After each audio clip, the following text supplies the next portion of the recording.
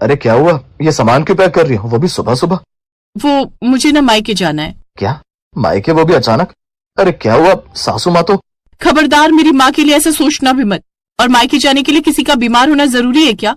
तुम्हारी बहन तो आए दिन अपने मायके में ही रहती है, तो क्या माँ जी बीमार रहे उसके लिए? अरे नहीं, वो तो मैं बस ऐसे ही। अच्छा चलो मैं छोड़ आता हूँ तुमको। ये जाएंगे तो टाइम लगेगा, नाश्ता करेंगे, माँ जी को बताएंगे, इतने में तो हो गया काम। नहीं नहीं, मुझे खुद जाना पड़ेगा। नहीं नहीं नहीं नहीं, मैं चली जाऊंगी। रीमा अपना सामान बांधती है और जल्दी से नीचे जाती है, जहाँ उसकी सास सुमन बैठी होती है। अरे बहू, ये बैग लेकर कहाँ चली? कहीं मेरे गहने बेचने तो ना निकली? हाँ हाँ माँ जी, आपने शादी के बाद जो मुझे 15-20 तोले के गहने बनवा कर दिए हैं ना, उनको बेचने जाने के लिए इतना बड़ा बैग तो लगेगा ही ना। हाँ हाँ, मार लेता ना, कोई मौका मत छोड़। शुरुआत आपने की है। 2 तोले सोने की चेन शादी में देने के बाद गहने बेचने का ताना मारोगी तो यही सुनने को मिलेगा। और आपकी जानकारी के लिए मैं बता दूं कि मैं अपने मायके जा रही हूँ। भला क्यों? अरे अभी परसों ही तो तू अपने मायके से आई है, आज फिर जा रही है? आपकी बेटी भी तो परसों ही गई थी और वो आज फिर आ रही है। ये नहीं दिखेगा इनको। माँ जी, वो मेरी मौसी की पड़ोसन की बेटी के बच्चा हुआ है, तो फंक्शन है इसीलिए जा रही हूँ। कुछ दिनों में आ जाऊंगी। अच्छा अब चलती हूँ, बाय बाय। रीमा इतना कहकर जल्दी से बैग उठाती है और घर से निकल जाती है, तो सुमन अपनी बात पूरी भी नहीं कर पाती। सुनती भी नहीं है। मैं कहने वाली थी कि कोमल आ रही है, अभी थोड़ी देर रुक जाती तो उससे मिलकर जाती। खैर, सुमन की बात गेट के बाहर छुपकर रीमा सुन रही होती है। इसीलिए तो सुबह सुबह जा रही हूँ माँ जी, आपकी बेटी के आने के बाद तो मैं जा ही नहीं सकती। और वो महारानी जब तक यहाँ रहती मुझसे अपनी सेवा करवाती। मैं ना आऊंगी। अब जब तक मेरे ससुराल में मेरी ननद रहेगी, उसकी ये भाभी अपने मायके में ही रहेगी। रीमा तो अपने मायके निकल लेती है, तो उसके जाते ही कोमल घर आती है। और जब उसको पता चलता है कि रीमा अपने मायके गई है, तो ये सुनकर वो चिढ़ते हुए बोलती है, माँ ये भाभी कभी ससुराल में रहती भी है? जब मैं आती हूँ वो मायके होती है। बताओ, ननद ससुराल आई है और उनको मायके जाकर बैठना है, ये क्या बात हुई? तू भी तो हर दूसरे दिन ही आ जाती है। कुछ कहा क्या माँ आपने? अरे मैंने कहा कुछ खाएगी? हाँ माँ, खाना तो है, बहुत भूख लगी है, कुछ गर्मा गर्म खिला दो। तो एक काम कर, जाकर रसोई में कुछ बना ले, मुझे भी दे दियो। तेरा भाई भी आएगा नाश्ते के लिए, उसके लिए भी कुछ बना दियो। अब मुझ बूढ़ी से इतना काम तो नहीं होता। यहाँ आकर भी मुझे ही बनाना है तो क्या फायदा आने का, मैं ऑनलाइन मंगवा लूंगी। कोमल को इस बात पर बहुत गुस्सा आता था कि जब भी वो मायके आती, उसकी भाभी वहां नहीं होती थी। इस बार भी कोमल 10 दिन रहकर जाती है, तब रीमा ससुराल नहीं आती। कोमल के जाने के कुछ ही घंटों बाद रीमा ससुराल आ जाती है। ये देखकर सुमन बोलती है, बहू तू कुछ घंटों पहले आ जाती ना, बेचारी कोमल भाभी भाभी करती रहती है, मिल लेती उससे। हाँ जी, वो माँ तो जाने नहीं दे रही थी, अब भी बड़ी मुश्किल से बोलकर आई हूँ कि जल्दी आऊंगी। कुछ दिन यूं ही शांति से गुजरते हैं। एक शाम सुमन कोमल से फोन पर बात कर रही थी। कोमल कॉल पर रीमा की आवाज सुनकर अपनी माँ से भाभी से बात करवाने को बोलती है। रीमा सुमन से फोन लेकर कोमल से बात करती है। हेलो ननद जी, कैसी हो, सब खैरियत? हाँ भाभी सब ठीक है, आप तो ईद का चांद हो गई हो, जब भी आती हूँ दिखती ही नहीं हो ससुराल में। इतना मायका जाना भी ठीक नहीं है भाभी। अच्छा, वैसे बात तो सही है, इतना मायके आना भी ठीक नहीं होता ननद जी। खैर अब तो आप नहीं आ रही, वो क्या है ना, 1 हफ्ता निकल गया, इतना लंबा टाइम आप अपने ससुराल में रुकती नहीं है। अगर मैंने इनको बताया कि मैं कल आ रही हूँ तो फिर ये अपने मायके भाग जाएंगी किसी बहाने से। नहीं नहीं, अब की बार तो भाभी से सेवा करवा कर ही रहूंगी। भाभी मैं नहीं आने वाली अभी 1-2 महीने। अच्छा मैं रखती हूँ। कोमल कॉल रख देती है और उसकी बातें सुनकर रीमा को भी सुकून होता है कि वो अपने ससुराल में चैन से रह पाएगी। अगली सुबह रीमा जल्दी उठकर घर के काम निपटाकर नाश्ता बना लेती है। यार रीमा, तुम मायके मत जाया करो इतना, पता है तुम इस घर की रौनक हो। तुम्हारे न होने से मैं तुम्हें और तुम्हारे स्वादिष्ट खाने को बहुत याद करता हूँ। हाँ बहू, बात तो सही कह रहा है ये, मेरा भी तेरे बिना मन नहीं लगता। और कोमल तो आकर मुझसे ही काम करने को कहती है। तेरे होते तो मुझे एक दिन का भी इधर से उधर नहीं करना पड़ता, तू करने ही नहीं देती। माँ जी, माना हम दोनों की नोकझोंक बहुत होती है, लेकिन आप मेरी माँ हो। जब मैंने आज तक अपनी माँ को काम नहीं करने दिया होश संभालने के बाद, तो आपको कैसे करने दूंगी? अब आप दोनों खाना खाओ। रीमा की ये बात सुमन और समीर का दिल छू लेती है, लेकिन उसकी इस बात को कोई और भी सुन रहा था, और वो थी उसकी प्यारी दुलारी ननद कोमल, जो आज सुबह सुबह बिना बताए अपने मायके धमक पड़ी। सच में भाभी, आपके हाथ के खाने के लिए मैं अपने ससुराल से दौड़ी आई। कोमल की आवाज सुनकर सभी उसकी ओर देखते हैं। रीमा के तो होश उड़ जाते हैं कि इस बार वो बिना बताए आने के कारण वो अपनी ननद के आने से पहले अपने मायके नहीं जा सकी। कोमल जल्दी से नाश्ते के लिए टेबल पर बैठ जाती है। सही है भाभी, आप तो मायके नहीं जाओगी, अभी आपने कह दिया, तो इस बार हम दोनों खूब मजे करेंगे। मजे? हाँ, देखते हैं किसके मजे होते हैं।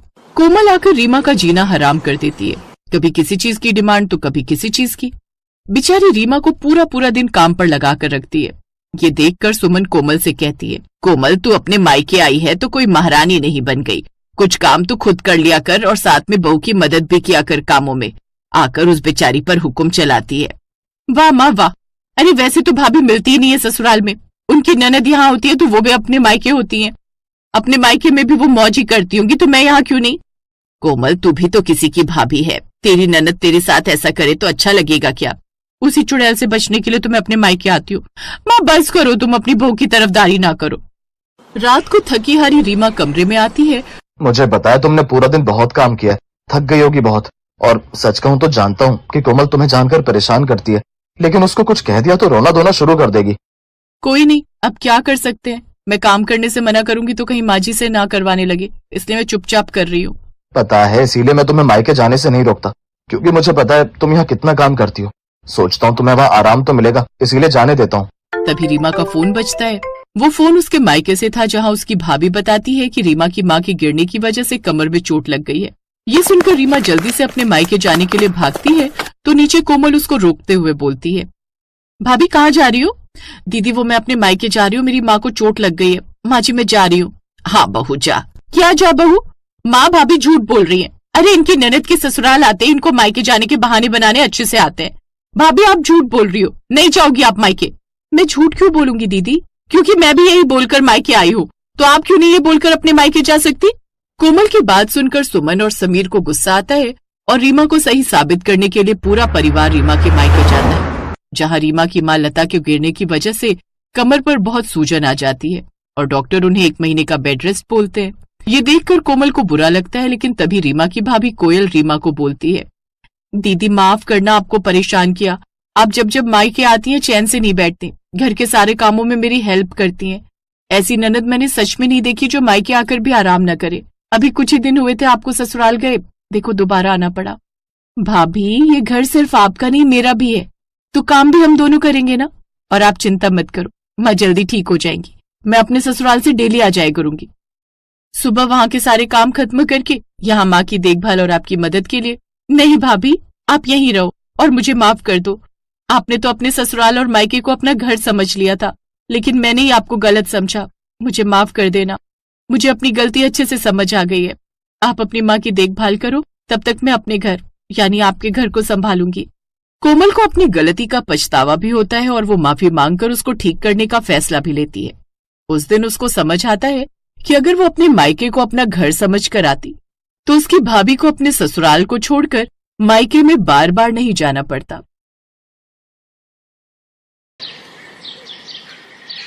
महिमा और राहुल की अरेंज मैरिज हुई थी, लेकिन राहुल हमेशा महिमा से दूर दूर रहा करता था। ऐसे ही एक दिन महिमा इसी बारे में अपनी सास से बात करती है। माँ जी एक बात बताइए, क्या राहुल जी मुझे पसंद नहीं करते? मैं जितना भी उनके पास जाने की कोशिश करती हूँ वो हमेशा मुझसे दूर हो जाते हैं और बिल्कुल भी मुझे समय नहीं देते। ऐसा कुछ नहीं है बेटी, बस उसे थोड़ा सा समय दे दे। अरेंज मैरिज हुई है ना, तो एक दूसरे को जानने में समय लगता है और राहुल के ज्यादा दोस्त भी नहीं है, इसलिए वो तुझे समय नहीं दे पाता है। काश माँ जी जैसा आप बोल रही हैं वैसा ही हो, क्योंकि मैं उनसे सच में प्यार करती हूँ। मैं अपना पूरा परिवार छोड़कर उनके लिए आई हूँ, अगर वही मुझे समय नहीं देंगे तो कैसे चलेगा। महिमा तो ये बोलकर वहां से चली जाती है, जिसके बाद राखी खुद से कहती है, अब महिमा को क्या बताऊं कि वो तुलसी नाम की एक लड़की से प्यार करता था, लेकिन महिमा के ससुर जी शादी के लिए नहीं माने और जबरदस्ती महिमा और राहुल की शादी करवा दी गई। कोई बात नहीं, शायद कुछ समय के बाद ये रिश्ता खुद ही ठीक हो जाएगा। ऐसे कुछ दिन बीत जाते हैं और कुछ दिनों के बाद राहुल घर आता है और महिमा से बोलता है, सुनो, मेरा ट्रांसफर मुंबई हो गया और मुझे मुंबई जाना होगा, तो मैं तुम्हें बीच बीच में कॉल करता रहूंगा, तुम अपना ध्यान रखना और मुझे परसों ही निकलना है। हमारी शादी को अभी 10 ही दिन हुए हैं और आप मुझे छोड़कर कैसे जा सकते हैं? अगर आपका ट्रांसफर मुंबई हुआ है तो मैं भी आपके साथ चलूंगी। मैं वहाँ पर मस्ती करने नहीं जा रहा हूँ, काम करने जा रहा हूँ। जब मैं वहाँ पर एक अच्छा फ्लैट ले लूंगा और सारी चीजें सेटल कर लूंगा तो मैं तुम्हें वहाँ रहने के लिए बुला लूंगा। आप मुझे समय नहीं देते वो बात समझ में आती है, लेकिन इस तरह आप मुझसे दूर हो जाएंगे और दूर रहेंगे ये मैं बर्दाश्त नहीं कर पाऊंगी। भले उसके लिए माँ जी से मुझे बात करनी पड़े, मैं तैयार हूँ। राहुल महिमा की बात सुनकर चुप हो जाता है और उसके बाद कहता है, तुम्हें किसी से बात करने की जरूरत नहीं है। अगर तुम मेरे साथ चलना चाहती हो तो ठीक है, तुम भी अपना सामान बांध लो, हम दोनों मुंबई शिफ्ट हो रहे हैं। महिमा ये सुनकर खुश हो जाती है। उसे लगता है कि शायद वो राहुल के साथ शिफ्ट हो जाएगी तो शायद राहुल उसे ज्यादा समय दे पाएगा। वहीं दूसरी तरफ राहुल फोन करके अपनी गर्लफ्रेंड तुलसी से बोलता है, तुम तो जानती हो कि मैं सिर्फ तुमसे प्यार करता हूँ, लेकिन महिमा जिद कर रही है और वो भी मेरे साथ मुंबई आ रही है। ये तुम कैसी बातें कर रहे हो राहुल? तुम भी जानते हो कि वहाँ पर हम दोनों ने एक ही फ्लैट लिया है। अब हम तीनों एक ही फ्लैट में कैसे रह पाएंगे? और इतनी जल्दी तो मुझे नया फ्लैट भी नहीं मिलेगा। एक तरीका हो सकता है, मैं बोल दूंगा कि मैंने तुम्हें वहाँ पर कुक रखा है और तुम सिर्फ खाना बनाती हो और वहीं रहती हो। अच्छा, तो अब ये दिन आ गए कि मैं अपनी सौतन के लिए खाना बनाऊंगी और घर की नौकरानी बनकर रहूंगी। प्लीज मेरे लिए इतना कर लो। वैसे भी तुमने मेरे लिए बहुत कुछ किया है। तुम जानती हो कि मैं तुम्हारे बिना नहीं रह सकता और तुम्हें भूल नहीं सकता। तुलसी मान जाती है क्योंकि वो भी महिमा के साथ राहुल को अकेले छोड़ने के लिए तैयार नहीं थी। ऐसे ही कुछ दिनों के बाद महिमा राहुल के साथ अपना सामान बांधकर मुंबई आ जाती है और तभी तुलसी जींस टॉप में दरवाजा खोलती है, जिसे देखकर साड़ी में आई हुई महिमा हैरान हो जाती है और बोलती है, अरे ये लड़की कौन है और हमारे घर में क्या कर रही है? ये कंपनी ने लॉट की है, ये कुक है और हमारे लिए खाना बनाएगी और यहीं रहेगी। अरे राम, नौकरानी है? देखकर तो नहीं लगता। माइंड योर लैंग्वेज, थोड़ा सोच समझ कर बोलो, मैं प्रोफेशनल कुक हूँ। महिमा उसके बोलने के तरीके को देखकर अपने मन में कहती है, अच्छा हुआ मैं अपने पति के साथ आ गई, वरना मेरा पति अगर अकेला इस लड़की के साथ रहता तो ये जरूर उस पर डोरे डाल देती। अब महिमा हमेशा राहुल के पास रहने की कोशिश किया करती और राहुल को बिल्कुल भी समय नहीं मिला करता, जिस वजह से एक दिन तुलसी आधी रात को राहुल को कॉल करती है और राहुल फोन उठाकर बालकनी में जाता है, जहाँ तुलसी उससे कहती है, हमें तो एक दूसरे के साथ समय बिताने का मौका ही नहीं मिलता। मैंने सोचा था अगर हम दोनों साथ रहेंगे तो कम से कम एक दूसरे के साथ समय बिता पाएंगे। मैं क्या करूं यार, उसको भी तो कितना बुरा लगता होगा कि वो रोज अपनी सौतन के हाथ का खाना खा रही है। मैं अपनी कंपनी में एक सीनियर मैनेजर हूँ और यहाँ पर मैं खाना बना रही हूँ, तुम्हारे लिए कुक बन गई हूँ। बस बहुत हो गया, तुम उसे सब कुछ बता दो हमारे बारे में और बोल दो कि वो तुम्हें छोड़ देगी। वो दोनों ये बातें कर ही रहे होते हैं कि तभी वहाँ पर महिमा आकर खड़ी हो जाती है, जिसने दोनों की सारी बातें सुन ली थी। उसे ये सब सुनने के बाद बहुत बुरा लगता है और वो कहती है, इसका मतलब इतने दिनों से मैं अपनी सौतन के हाथ का खाना खा रही थी। मैंने कभी नहीं सोचा था कि राहुल जी आप मुझे इतना बड़ा धोखा देंगे। अगर आप मुझसे प्यार नहीं करते थे और आपको इस तुलसी के साथ रहना था तो आप मुझे बता सकते थे।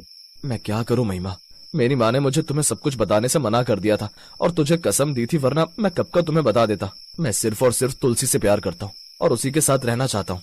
ठीक है, मैं आपको तलाक दे दूंगी। अब से आपको इसी के साथ रहना है तो आप इसी के साथ रहें, लेकिन मैं आपको एक बात बता दूं, ये लड़की बिल्कुल भी आपके लिए ठीक नहीं है।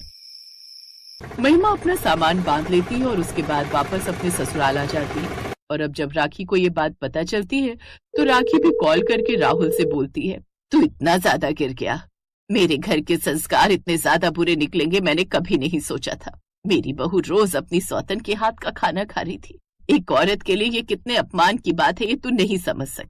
आज के बाद तेरा मेरा रिश्ता खत्म, आज से मेरी बहू ही मेरी बेटी है। राखी बोलकर कॉल कट कर देती है और राहुल से सारे रिश्ते खत्म कर लेती है। वहीं राहुल अब तुलसी के साथ मुंबई वाले फ्लैट में रहने लगता है। कुछ दिनों के बाद तुलसी का एक बॉयफ्रेंड है, ये उसे पता चलता है और तुलसी कहती है, क्या हो गया राहुल, अगर मेरा बॉयफ्रेंड था तो? वैसे भी तुमने तो शादी कर ली थी। जब मैं तुम्हें शादीशुदा होते हुए भी एक्सेप्ट कर सकती हूँ तो फिर तुम मुझे क्यों नहीं एक्सेप्ट कर सकते? क्योंकि तुलसी मैंने शादी मजबूरी में की थी और तुमने बॉयफ्रेंड अपनी खुशी के लिए बनाया था। हम दोनों में बहुत ज्यादा फर्क है। मैं अपना रिश्ता तोड़कर तुम्हारे पास आया और मेरी जब शादी हुई तो मैंने तुम्हें साफ साफ बता दिया था, लेकिन तुमने मुझसे ये बात छुपाई कि तुम्हारा बॉयफ्रेंड है। ये तो अच्छा हुआ कि मैंने आज तुम्हारा फोन चेक कर लिया। सही बोलता था मेरा बॉयफ्रेंड, तुम बहुत ज्यादा टॉक्सिक हो। जो इंसान अपनी पत्नी को अपनी सौतन के हाथ का खाना खिला सकता है वो किसी भी हद तक जा सकता है। अच्छा हुआ कि मैंने तुमसे शादी नहीं की, वरना मेरी जिंदगी बर्बाद हो जाती। अब तुलसी राहुल को हमेशा के लिए छोड़ देती है। राहुल को अपनी गलती का एहसास होता है। अब राहुल वापस अपने शहर दिल्ली आ जाता है और महिमा से हाथ जोड़कर माफी मांगता है और कहता है, महिमा मुझे माफ कर दो, मुझसे बहुत ज्यादा बड़ी गलती हो गई। मैंने कभी नहीं सोचा था कि ये सब बातें इतनी ज्यादा बढ़ जाएंगी। मुझे तुलसी से बहुत ज्यादा अटैचमेंट थी और मैं उसे भूल नहीं पा रहा था, इसीलिए मैंने सब कुछ किया। तुम्हें कोई भी माफ कर दे, लेकिन मैं तुम्हें माफ नहीं कर सकती। मैं अपना पूरा परिवार छोड़कर तुम्हारे पास आई थी। अगर तुम किसी और से प्यार करते थे तो मुझे शादी से पहले या शादी के बाद बता सकते थे, लेकिन तुमने धोखा देना सही समझा। और मैं एक हफ्ते तक अपनी सौतन के साथ ही एक छत के नीचे सिर्फ रही नहीं, उसके हाथों का खाना भी खाया। मैं ये कभी नहीं भूल सकती। अब कहीं ना कहीं राखी तो राहुल को माफ कर देती है क्योंकि वो उसका बेटा था, लेकिन महिमा उसे कभी भी माफ नहीं कर पाती और उसे तलाक देकर अब अपने मायके चली जाती है और एक नई जिंदगी शुरू करती है, क्योंकि वो कहीं भी अपने मन को गिराने के लिए बिल्कुल भी तैयार नहीं थी। वहीं राहुल सारी जिंदगी सिर्फ अफसोस करता है कि उसने अपनी जिंदगी खुद अपने हाथों से खराब कर ली।